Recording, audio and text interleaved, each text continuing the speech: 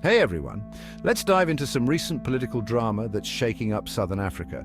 So picture this, Zimbabwe's president, Emmerson Mnangagwa, who also happens to be the current chair of the Southern African Development Community, or SADC for short, decided to congratulate Mozambique's ruling party candidate, Daniel Chapo.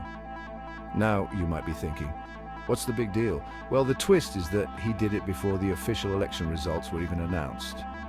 Yep, you heard that right.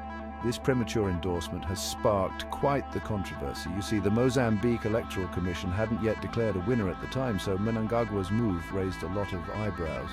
It's like congratulating someone for winning a race when they're still halfway through. This unusual move has got everyone talking and questioning the legitimacy of the whole election process in Mozambique. Now let's zoom in on Mozambique's election itself. The ruling party, Frelimo, has claimed victory yet again with Daniel Chapo set to take over from President Filipe Nyusi. Chapo secured a significant majority of the votes while his opposition, Venancio Mondlane, lagged behind. But here's the kicker. The election has been marred by allegations of irregularities and fraud. Mondlane isn't taking it lying down, he's rejecting the results and calling for protests. International observers have also noted some shady stuff, casting a dark cloud over Frelimo's so-called victory. In the midst of all this, the SADC has been calling for calm and stability in Mozambique. They're urging everyone to keep cool while the official results get sorted out. But here's where it gets a bit awkward.